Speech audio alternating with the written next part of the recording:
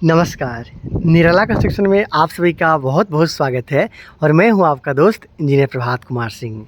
दोस्तों, आपने बहुत सारा घरों में पहले कुछ इस तरीक़ा से बनता हुआ फ्रेम का काम को देखा होगा और उसके बाद में लोग घर को फिनिशिंग तक ले जाते हैं। मतलब घर के लिए पहले कॉलम और बीम के साथ में छत का ढलाई करते हैं, उसके बाद में फिर ब्रिक वर्क करते हुए घर का फर्नीचर वर्क करवाते हुए घर को फिनिशिंग तक ले जाते हैं। लेकिन पहला स्टेप में बनाते हैं सिर्फ इस तरीक़े का फ्रेम।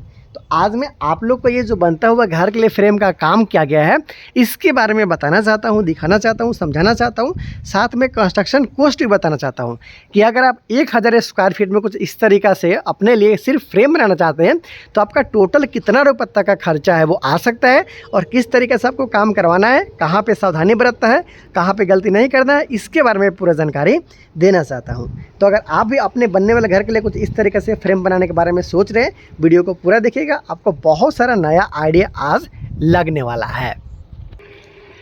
दोस्तों, सबसे पहले इस बनते हुए घर के लिए जो साइज़ है और जो स्क्वायर फीट है, इसके बारे में मैं आप लोग को बताना चाहता हूँ कि कितना साइज़ में इस घर के लिए फ्रेम स्ट्रक्चर का काम किया जा रहा है, इसका लंबाई क्या है, चौड़ाई है क्या है और कितना स्क्वायर फीट में इसको बनाया जा रहा है, जिससे आपको आइडिया मिलेगा कि अगर आप इस तरीके से काम कराते हो अपने साइज़ के अनुसार तो आपका टोटल कितना रुपये तक का खर्चा आएगा और किस तरीके से काम को करवाना है आपको। दोस्तों, आप लोग के लिए मैं अभी कॉर्नर व्यू ले रहा हूं ताकि आप लोग को बहुत अच्छे तरीके से समझ में आ जाए। इस घर का जो फ्रंट व्यू है आप देख पा रहे हो कि वहां से लेकर यहां तक 25 फीट का फ्रंट व्यू, फिर यहां से लेकर यहां तक 40 फीट है, मतलब साइड व्यू है वो 40 फीट का है।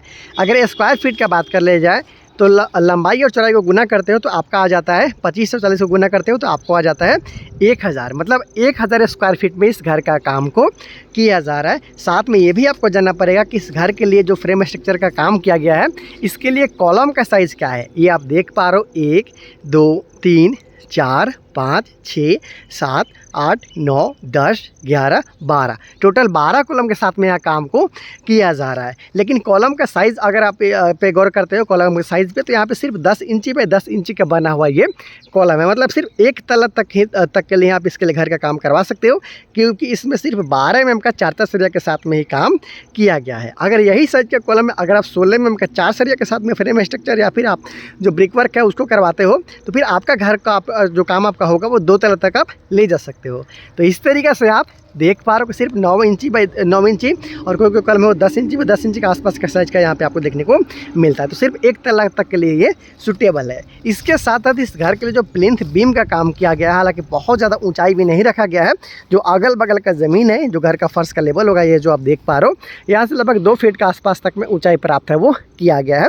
कम से कम आपको 3 फीट का ऊँचाई प्राप्त तो करना ही चाहिए ग्राउंड के लेवल से अपने घर का। फर्श के लेवल को अगर रोड गया हुआ है तो वहाँ से भी आपको 3 से 3.5 फीट के आसपास तक में ऊँचाई ले लेना चाहिए। तो इस तरीके से फ्रेम स्ट्रक्चर का जो कॉलम है इसके बारे में आपने जाना। अब जानते हैं बीम के बारे में। तो यहाँ पे जो बीम का काम किया गया है, ये जो सारा प्लिंथ बीम आप देख पा रहे हो, ये देख पा रहे हो सारा प्लिंथ बीम, चाहे वो बाहर का बीम हो चाहे वो अंदर का बीम हो, जो प्रत्येक बीम है उसका साइज़ यहाँ पे 9 इंची बाई 9 इंची का रखा गया, जहाँ पे सरिया का इस्तेमाल किया गया है 4 प्रत्येक बीम में और प्रत्येक सरिया है वो 12 mm का है। तो कॉलम और बीम का साइज़ आपने जान लिया है। सरिया दोनों में 12 mm का यहाँ पे उपयोग किया गया और 8 mm का सरिया का उपयोग यहाँ पे घर के जो रिंग होता है उसमें किया गया। बहुत सारे लोग उसे टाई भी बोलते हैं, स्टीरअप भी बोलते हैं। तो रिंग टाई स्टीरअप जो होता है उसमें 8 mm का सरिया और 12 mm का सरिया के साथ में जो कॉलम है उसका काम किया गया है। अब जानते हैं कि आखिर इस घर के लिए जो काम किया गया, इतना काम कराने में टोटल कितना रुपये तक का खर्चा आया है और कितना रूम आपको देखने को मिलेगा। तो इस घर में आपको 3 बेडरूम के अलावा हॉल, किचन, टॉयलेट, बाथरूम के साथ में सीढ़ी देखने को मिलेगी, जिसका अपडेट मैं आने वाला दिन में आप लोग के लिए देता रहूँगा। एक बात और गौर कर लेंगे कि इस घर के जो फर्श का काम है वो बिल्कुल बाकी है। सिर्फ मिट्टी तक का जो भराई का काम है वहीं तक का काम कंप्लीट किया गया है। साथ में पीछे वाला जो दीवार है और जो साइड का जो दीवार है, जो ईंट बचा हुआ था, उससे आप देख पा रहे हैं कि यहाँ पे ब्रिक वर्क है वो कर लिया गया है। बाकी चारों तरफ से जो 3 तरफ बचता है उसमें ब्रिक वर्क का काम नहीं किया गया है। हालाँकि कुछ इसमें गलती भी किया गया है, इसके बारे में आपको बताना चाहता हूँ। कभी भी आपको घर के लिए कॉलम हो या फिर बीम हो, उसमें सावधानी बरतना है। ज़्यादातर कॉलम में देखते हो तो कुछ इस तरीके से हनीकॉम्ब अगर आ चुका है, यहाँ पे भी आप देख पा रहे हो, उसके साथ साथ यहाँ पे भी देख पा रहे हो, उसके साथ वहाँ पे जो आप देख पा रहे हो फ्लोर बीम या फिर ये जो कॉलम है, प्रत्येक कॉलम में कुछ इस तरीके से आप देख पा रहे हैं कि हनीकॉम्ब है वो आया हुआ है बिल्कुल सही तरीक़ा से यहाँ पे काम नहीं किया गया। तो कंक्रीट जो बनाया जाता है उसमें आपको काफ़ी अच्छे तरीक़े से काम करवाना होता है, सावधानी बरतना पड़ता है। उसके साथ साथ आपको वाइब्रेटर का यूज़ भी अच्छे तरीक़े से करना चाहिए। तो देखिए ये कॉलम में बिल्कुल वहाँ पे भी हनीकॉम्ब, यहाँ पे भी हनीकॉम्ब वगैरह आया हुआ है।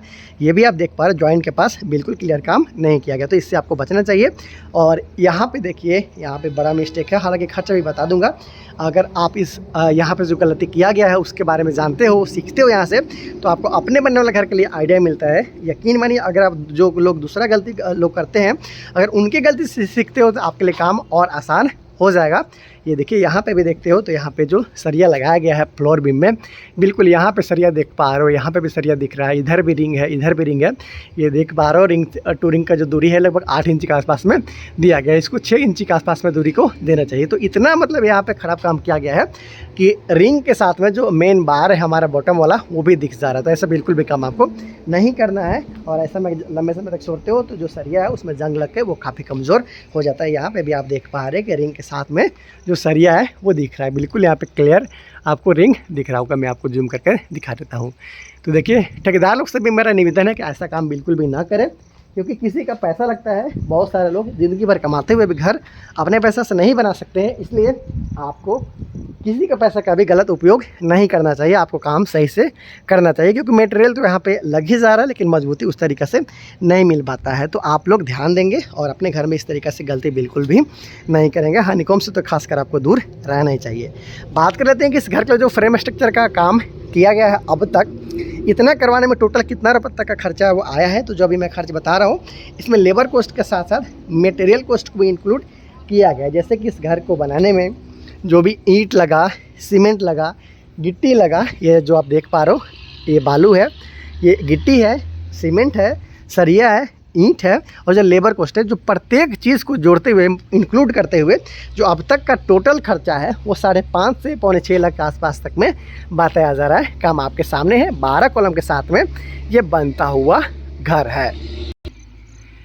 और इस घर में आपको 3 बेडरूम के अलावा hall, dining area, kitchen, toilet, bathroom के साथ सीढ़ी देखने को मिलेगा। आने वाले दिन में अपडेट दूंगा कि किस तरीक़े से इस घर को बनाया गया, किस तरीक़े से घर को कंप्लीट किया गया। तो ऐसे ही बहुत सारा बनता हुआ घर का डिज़ाइन और वीडियो के लिए आप चैनल को सब्सक्राइब ज़रूर कर लीजिएगा। निराला कंस्ट्रक्शन पे आपको पिछले कई वर्षों से हर तरह का बनता हुआ घर का वीडियो कंस्ट्रक्शन कॉस्ट के साथ में देखने को आप लोग को मिलता आ रहा है और आने वाले दिन में भी मिलता रहेगा। अभी बहुत जल्द मैं आप लोग के लिए कुछ ऐड करना चाहता हूँ, जैसे कि घर का नक्शा जो मैं बनाता हूँ उसको आप लोग के लिए अपडेट करूँगा, अपलोड करूँगा, दिखाऊँगा कि किस तरीक़े से काम हो रहा है नक्शा का।